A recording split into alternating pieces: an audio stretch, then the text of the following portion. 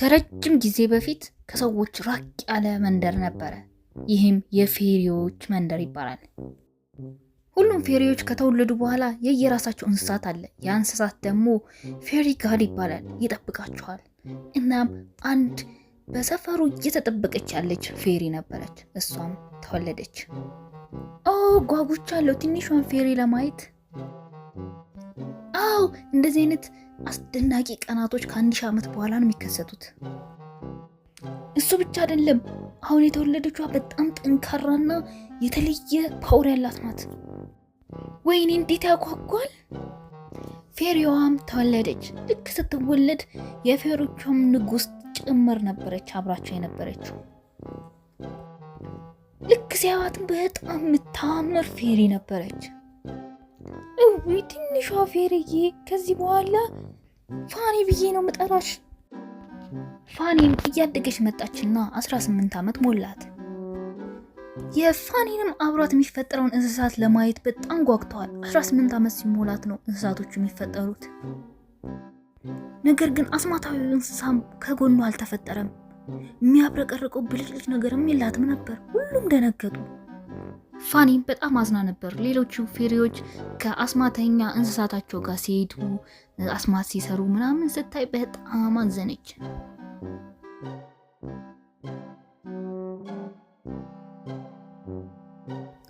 ፋኒ አሁን ምንም ኃይል የላትም። ስለዚህ ወንዙ ጋር ዳር ቁጭ ብላ ማልቀስ ጀመረች። ወዲያውኑ ከላይ ቀይ በጣም የሚያምር ድራገን ከላይ ወረደ። ድራገኑም ገና ትንሽዬ ነበርና ለመጫወት ነበረ ወደ እሷ የሄደው። ፋኒና ድራገኑም አብረው መጫወት ጀመሩ። ነገር ግን የፋኒ ኃይል ምንም እስካሁን ድረስ አልመጣም ነበር። ፋኒ አስማታዊ ኃይሏ ግን እስካሁን አልተከፈተም። ለምን ይሆን? እኔ የምፈራው ግን ጭራቆቹ የሆነ ቀን መምጣታቸው አይቀርም። ከመጡ ግን እኛ መከላከል አንችልም ማለት ነው። በዚህ አይነት ንግስቷ ገና ወሬዋን ሳትጨርስ ወዲያውኑ ጭራቆቹ ወረዱ። እናም ሊያጠቋቸው ፈለጉ። የተለያዩ እንስሳቶችን ወሰዱባቸው። ፋኒ እባክሽ አምልጪ፣ ጭራቆቹ እንዳያገኙሽ፣ እኛስ በረን እንጠፋለን እባክሽ ብላ አቀፈቻት።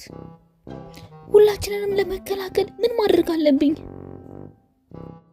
ያንን ተራራ ወጥተሽ ጫፍ ላይ ወርቃማ ኮምፓስ አለ፣ ያንን ማግኘት አለብሽ። ያ ኮምፓስ ከበራ ወዲያውኑ ጭራቆቹ ከመጡበት ብን ብለው ይጠፋሉ። ፋኒም ያለቻትን ሰማችና እያለቀሰች ወዳለችበት ስፍራ መራመድ ጀመረች። ትንሿ ዛሬ ደግሞ በፍጥነት እየሮጥሽ ነው ያለሽው። ምነው ከኔ ጋር ትጫወችም እንዴ? አውቄሽ ነው፣ እኔም ላግዝሽ እፈልጋለሁ ብሎ ተከተላት። አመሰግናለሁ ሁሌ ከኔ ጎን ስላለ። ነገር ግን ትንሽ እንደሮጡ ወዲያውኑ ጭራቆቹ አገኟቸው። ነገር ግን ፋኒ ወዲያውኑ ገመድ አየች። ከዛ ገመዱን ድራገኑ ይዞት ጠመጠመባቸው።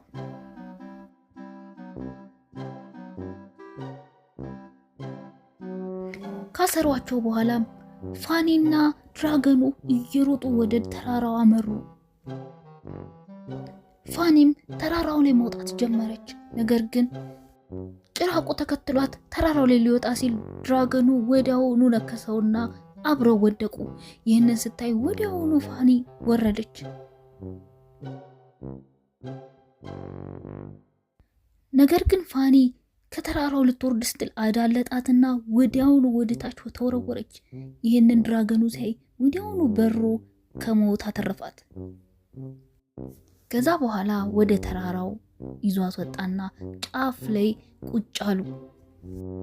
ወዲያውኑ ተራራው ውስጥ ገቡና ኮምፓሱን አገኙት።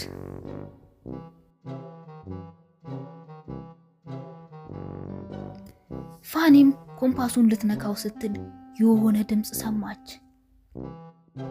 ይህን ኮምፓስ ለማብራት ከምትወጂውን ሰው መስዋዕት ማድረግ አለብሽ። ነገር ግን ፋኒ ምን እንዳላት ስላልገባት ይዛው ወጣች። ኧረ እባክሽ ወደ ፌሪዎቹ እንሂድ ቶሎ በይ። ወደ ቦታውም ሲሄዱ ሁሉም ፌሪዎች ተይዘው ነበረ።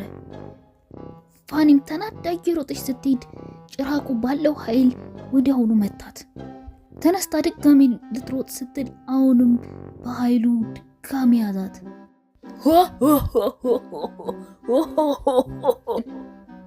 እነዚህ ሁለት ጓደኞች እንዴት እንደሚረዳዱ ይሁልኝ እስኪ። አንዱን እሱን ላስወግደው ወይስ ሁለቱንም ላስወግዳቸው?